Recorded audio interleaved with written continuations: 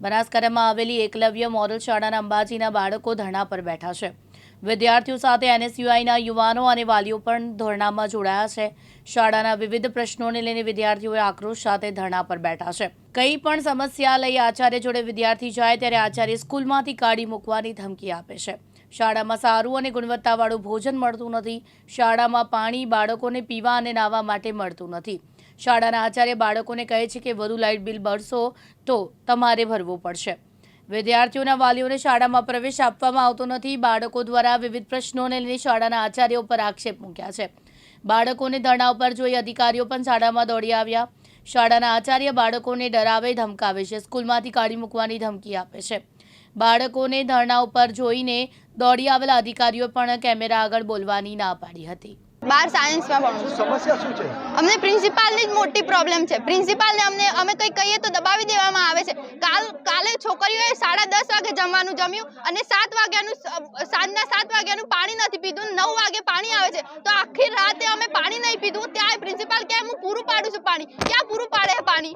હવે એવું સંભળાવવામાં આવ્યું છે કે ગુજરાતી પુસ્તક છે હિન્દીમાં हाँ हिंदी में કે તમે ગુજરાતી બોલો અમને નથી ખબર પડતી તો એ હિન્દીમાં બોલે તો અમને ક્યાંથી ખબર પડે? 11મું ધોરણ અમે ભણ્યા છીએ તો ગુજરાતી મીડિયમ જ ભણ્યા છીએ અમે।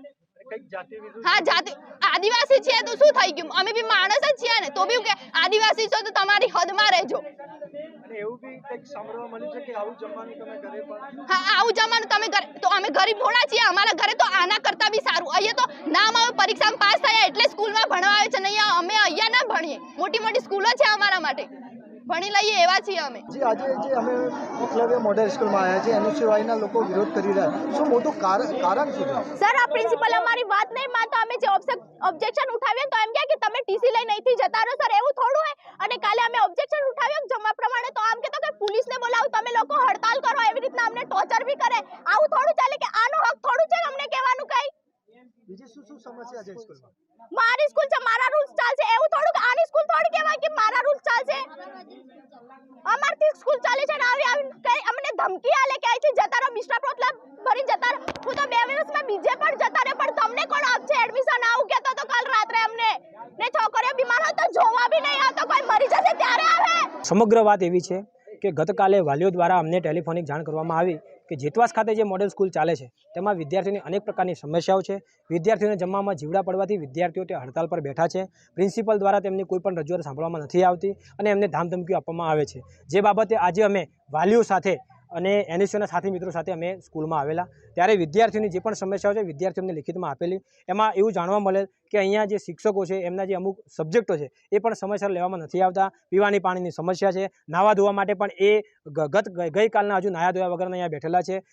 જેની એ રજૂઆતો પ્રિન્સિપલ સમક્ષ કરી છે પરંતુ એમને કોઈ યોગ્ય જવાબ ન મળતા અને પ્રિન્સિપલ દ્વારા એવી ધામધમકી આપવામાં આવે છે કે ભાઈ આ તમારે અહીંયા રહેવું તો રહો ન કે તમને અહીંયાથી એલસી આપીને તગડી મૂકશું।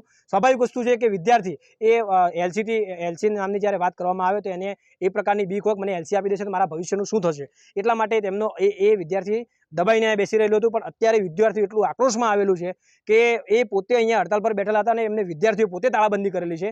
જ્યારે અમે હવે અહીંયા આવેલા છીએ અમે વિદ્યાર્થીની સમસ્યા સાંભળી છે, અમે એની રજૂઆત આચાર્ય સમક્ષ પણ કરેલી છે અને આગળ અમે પ્રાયોજન અધિકારી સમક્ષ પણ કરશું। પરંતુ અત્યારે વિદ્યાર્થીઓનું કહેવું એવું છે કે જ્યાં સુધી ઉપરી અધિકારી નહીં આવે અમારી રૂબરૂ રજૂઆત નહીં સાંભળે અને અમને જે પણ સમસ્યા છે એનું તાત્કાલિક નિરાકરણ લાવવાની બાંહેધરી નહીં આપે ત્યાં સુધી અમે અહીંયાથી હટવાના નથી અને ભણવા પણ જવાના નથી। જ્યાર સુધી વિદ્યાર્થીનીઓ અહીંયા બેઠી છે ત્યાં સુધી એક છાત્ર પ્રતિનિધિ તરીકે છાત્ર સંગઠન તરીકે અમે એમની સાથી છીએ। જ્યાં સુધી એમનું સમસ્યાનું નિરાકરણ નહીં આવે ત્યાં સુધી અમે એમના માટે ખડે પગે ઊભા છીએ। આ શાળાની અંદર 2 છોકરા ભણે છે, એક સાયન્સમાં છે ને એક આર્ટ્સમાં છે।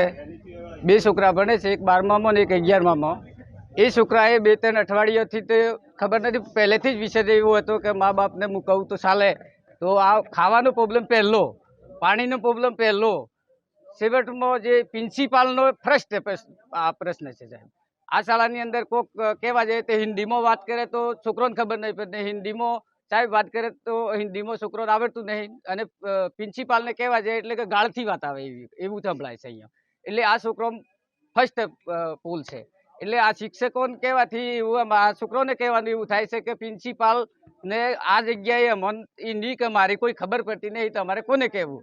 કહેવા જઈએ છે તો કે ધમકી આપે છે એવું શું ધમકી આપે? ધમકી આપે છે કે તમારે દંડા ખાવા છે કે સલટીઓ લઈને રવાને થવું છે એવી ધમકી આવે કે પોલીસને કે જાણ કરશું નામ છે ને તેમ છે એવી કરી છોકરાને ધમકી આપે એટલે મને જાણ કરી એટલે વાલીઓ અહીંયા હાજર થયા છીએ સર. મારો તાલુકો પોચના છે.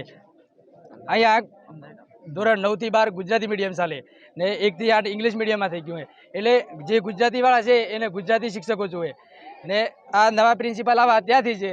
આ ગુજરાતી મીડિયમવાળા શિક્ષકો કેમ જતા રહ્યા અમારા કારણ એ ને જે અમુક બીજા વિષયના શિક્ષકો હોય એ બીજા વિષયમાં મિલે તો બીજા કેવી રીતે અમને ભણાવી શકે ને લાઇટ 8:30 વાગ્યાથી અમે બસમાં બેસીએ તો 11 વાગે લાઇટો બંધ કરાવી દઈએ પછી કે વધારે વાર લાઇટ ચાલુ રાખવી એ તો તમે બિલ ભરો એમ કે પછી અમે કેવી રીતે બધું કવર કરીએ કે જે ભણાવે એ ને પછી ખાવામાં જબરજસ્તી લઈને જાય જેવું તેવું ખવડાવે પછી ન ખાય તો વોર્ડરે ગ્રુપ હતી એ નોમ લખીને પછી પ્રિન્સિપાલને ધમકાવીને પ્રિન્સિપાલને હાલે બધું એ નોમ લખીને આટલું બધું આવું થાય એમ ને કેવો વ્યવહાર છે?